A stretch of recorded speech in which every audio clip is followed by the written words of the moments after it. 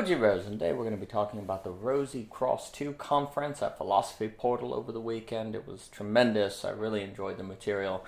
You can find all the recordings on philosophyportal.org. There's a link below, and I highly suggest them.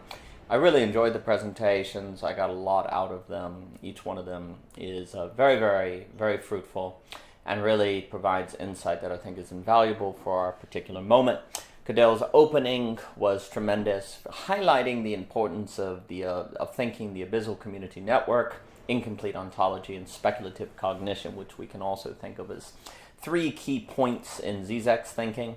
I think thinking these now is really the challenge, and there is something about Christian atheism and the limiting of the big other, which Cadell points out arguably starts in Kant, is necessary for us to approach these areas, which if we cannot do, global pluralism seems doomed. And this entire conference was really centered on questions of new institutions, politics, economics, sociology, things like that, which are all very important. Dimitri had a presentation on the truth of communism. I really enjoyed where he talked about the impatience of the concept.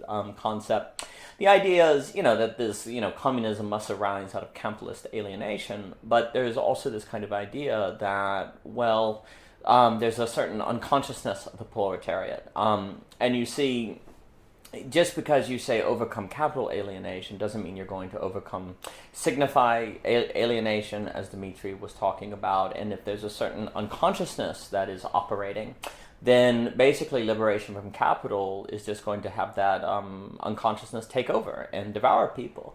And I think that's just very, very important. Dimitri brilliantly went through the history of different communist movements, fascism, red fascism, social liberal fascism, all these different pointed out the importance for Lenin of looking into the discursive coordinates that lay at the foundation of what is taken to be political. What are even the conditions that are framing the political discussion today? That's very important. And I strongly agree with the point that Dimitri is getting at, that this unconsciousness of the proletariat, if that is not thought or addressed, then that's going to come out in any sort of freedom people have, and that's going to really prove destructive. And I like this idea that radical emancipatory politics is not without ecstatic religious commitment, deciding to enact the impossible and the arduous pragmatism of the everyday. And that enactment of the impossible makes me think of my beloved Benjamin Fontaine, who I do think is extremely important. Daniel Coughlin, he had a great presentation that linked his personal life, South Africa, moving between church, philosophy portal, how he's thought those together. I really like the attention he brought to how capitalism is not just about pleasure but self-sacrifice, and that ability to have a certain self-sacrifice of the drive is one of the reasons capitalism thrives. The emphasis on holiest, setting apart, was also very well done. Daniel's delightful, and his YouTube channel, Holy Cow, people should check out. Christy had a wonderful presentation with images, and her thoughts were great, and I love her imagery and the thinking that she does, and how she tied that together with the quote-unquote conspiracy and the red threads. You certainly should check out her presentation to see the imagery. Shahil, I really think, was getting at the zero level, as Cadell pointed out, on this question of thinking logic and phenomenology in Hegel, comparing that with Zizek, how we're always enjoying rather an atheism or a theism. I love how he pointed out how philosophy was birthed in an island geography. His work in geography is very important. It makes me think of Iona, which he's pointing to as Karatani talks out. And what does it mean to have a philosophy that is interconnected then in a religion? I really like the idea that religion survives on gaps, whereas philosophy binds, and religion needs philosophy for the gaps to be bound. That seems really important to me. The idea of religion as a technology was very important. And this extreme danger, this extreme importance of not collapsing the philosophical into the logical, I think what Shahil is emphasizing is really important. And he's zeroing in on the zero level, as Cadell put it. And there has to be a way to recognize the distinction between the phenomenological and the logical movement. But how do you do that? Hegel does it. Shahil mentioned turning to Zizek to understand Hegel, but then turning back to Hegel from Zizek. He mentioned Holgate's work, which is very important. So it's just a great presentation. Andrew Robinson's presentation was remarkably interesting. I really think the idea that Luke, we can think of the Gospel as Luke as a dynamic of listening and speaking. Signs are always a constraint-evading surrogate. He talked about the great C.S. Peirce. That was really interesting, where he said the price of having an environment is that we can misunderstand it based on Peirce. That was really interesting. I really like the line, any theology worthy of the name should let the world be the world. That was a beautiful notion. And then when he described, Nagel asked, what's it like to be a bat? And Andrew asked us, what's it like to be a tick? And what's interesting is the tick is so dormant until it responds to its environment. And what is subjectivity basically the same, that it's dormant until there's an evolutionary development that would then have we respond to our environment in a manner that births a subject. Really a very interesting work. And I also like the question, whose death of God, that he asked in the presentation. Matthew Stanley gave a wonderful presentation talking about liberation theology. And I like the points that he's made, that many of those sort of initiatives for liberation theology have been captured by an idea that we increase, we help the poor by giving them services, welfare, medical care, and different things like that. And Matthew Stanley just makes the point that means liberation theology could come to be in service of the system, of which wants to disable us so that we're more reliant on the system, exactly as Ivan Illich says. And all of this ultimately means we've lost capacities needed for us to be human, as I've spoken to Studebaker about. Stanley put it very well. He said, we've lost capacity so we can improve the Geist, the spirit for the human. I also really like the distinctions that Stanley has brought for this on like education versus learning, politics versus government. Just very, very good presentation. I really appreciated it. And Chris he brought up mysticism, an idea, and the Trinity, and I really enjoy Chris's work. I've ordered his book. I'll give it a read. And I like the line that came up on the idea that we see in the mystic. The mystic swims in waters in which a psychotic drowns. I thought that was very interesting. And I think there is this idea of could mysticism have something to do with this question of Christian atheism? And what role does it have? There are different perspectives. I find that very interesting. Cleo gave a tremendous presentation on ways that theology and philosophy need to interact, not kind of unify, but overlay, encounter, as I like to think with Leibniz, etc., so forth, to make them open new spaces in a largely overdetermined world was a beautiful phrase. I really appreciated that. I appreciated also the reference to some work from Bologna again on Korobowski and the problem of isness and overdetermination, and how do we avoid overdetermination. And she also asked this tremendous question: what do we lose if we lose words like Father or Holy Spirit or Christ? Like, what is lost for good and for bad? She also asked if a living God might be more terrifying than a dead God. And I think that tradition of the idea of a living God being a terror is actually really important to keep in mind.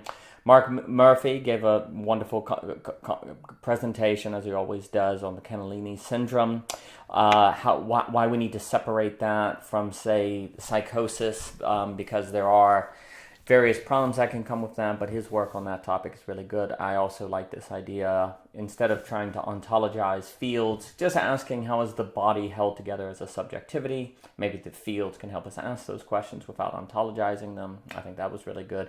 Julie Resch gave a wonderful presentation asking us if perhaps most philosophy and theology has been the position of the child. Even when we say, my God, why have you forsaken me? There's a certain childness to it. And she asked, what would it mean if we instead had philosophy and theology situated in the sentiment and point of the mother? And the mother is not a logic of separation, but a logic of entanglement with the child. This made me think of, there are tensions to entanglement, tensions to separation. Makes me think of Ross Bird's work on holiness and inclusion. But I thought this question of what would it mean to do theology and philosophy from the standpoint of the mother versus the child was very powerful and needs to be thought. And perhaps it would help us think the question of entanglement more and more. Gary Taylor gave a tremendous presentation, really looking at this return of philosophy, Christianity in Silicon Valley, and what is going on there. Is that a return of the oppressed? Is it something new? What is happening? I also really like this idea that we see this entire conversation on Christian atheism is like a puzzle without a picture on the lid. I thought that was really nice, and I think it's a great description of what's going on. Elliot Rosenstock gave a lovely presentation discussing religion and its opposites. I really like this idea that often if we speak totally just to be understood, we're kind of treating the other person like a zombie. They're just kind of there to receive and understand our words, where we really need to see something more active. I really appreciate that thought. I also laugh when talked about the boss wants us to have taste, like his, right? So follow the boss. So it was also great. No person is a God, no person is a totality. So Elliot's had some lovely thoughts. Carmen brought a lovely presentation that centered on art and imagination, creativity, and it left me wondering, there's this idea that we're learning how to orbit something we don't know and talk about how not to know it, I think is how she put it, which I really liked. This kind of idea of tarrying with a certain nothingness. And I think there's a difference between not knowing in art and not knowing in discussion that I think Carmen was hinting at, that there's a way in which imagination is the realm we have to move to fail to speak well. And I think that's true because I think it's more geometrical than algebraic. But there's something about moving to art that seems needed if we are not to fail at speaking. There's a certain failure of speaking in art that is not possible in speech even if it fails. So I thought Carmen had some really interesting thoughts that she was pointing at, and really appreciated her work. Dominique, I appreciated his work thinking through Christianity and Islam with the class, and this distinction between kind of faith and belief. And there's this way in which, as I in my presentation was talking about the difference between faith fear and faith is courage, and there's a way in which the Pascal's wager keeps us open in faith versus a kind of enclosed belief, which capital can easily usurp. And I think that was an important idea, that there's a way that capital is kind of an extension of the logic of belief as an enclosure, and that to kind of stay in faith is really important. And then it was interesting kind of how in Islam there's a tradition of the merchant class having a religious participation, a certain possibility of finding God in the structure and the symbolic, which was very interesting to think through, where that could be done. You can actually, in identifying with the symbolic, perhaps have more emphasis to find faith and keep it open, because you acknowledge and know the system isn't going to keep it open and sort of trick you with belief. Those were some thoughts that came to mind. It was a lovely presentation. James' wisdom is always grand. I appreciated his thought. The impossibility of Jesus as a double-edged sword was really interesting. And also how he was just talking about how it's very easy ideologically for systems to be captured that are flat. There's a certain flatness to them. There's a guarantee of justice, so that easily becomes woke. I thought that was very interesting, and I appreciate the reflections he was having on some of the online discourses, whether it be Carefree Wanderer, Viveki Hall, etc., so forth. So I really appreciated that. Pei Vio gave a wonderful presentation on the idea that there is something about fiction that is a Christian atheism. He made the point that God doesn't exist in fiction, but also that atheism doesn't exist in fiction. If we take this seriously, this has ontological stakes, especially if we believe there is something about fiction or reading of fiction, the creation of fiction, that says something about the human condition or reality itself. Obviously there's the idea that the author cannot be in the text of the book, ergo God cannot be in fiction. And of course, God can't be in fiction. But there's something very interesting about that, where the very fact the author can't be in fiction is evidence of the author. Right? The death of the author is evidence of the author, and he connected it with Roland Barthes and this idea of the death of God and the death of author. We can think together, and this might be ontologically fruitful. I really liked what Pei had to share. Jim Palmer gave a wonderful presentation on where the deconstruction of Christianity can make space for liberation theology, black theology. It can really free us from a certain psychological rigidity. I really appreciated that. Cadell gave an important presentation on Church of the Contradiction, really looking at this return, say, to Christianity and a Jordan Peterson, the ARC conference. And I agree with Cadell that this is just going to regress to previous. It's not thinking the political or the economic, which means it's just going to go back to the classical economic and political, which, even if you think that's better than what we currently have, the argument I would make is that we don't, as far as I can tell, we don't necessarily see a sociology in Peterson, and as a result, we will have institutions in the market will just simply train us back into the logic of capital, away from the social and culture, which will lead to trouble.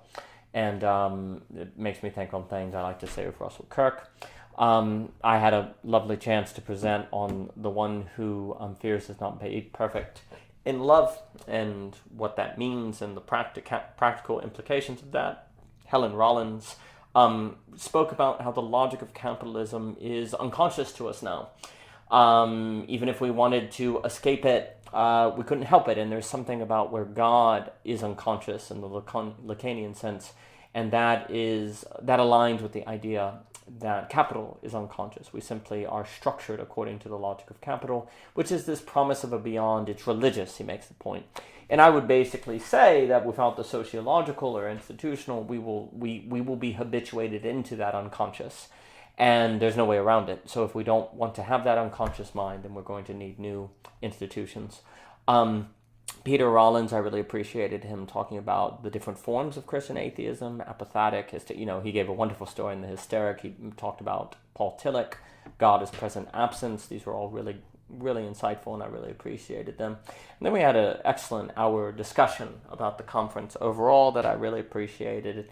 And yes, please do check out Rosy Cross, Conference 2, which you can find on philosophyportal.org. For more by Philosophy Portal, please check out the YouTube channel, Substack, but the website is where you'll find the conference and all the previous conferences. Again, that's philosophyportal.org, and thank you so much for your time.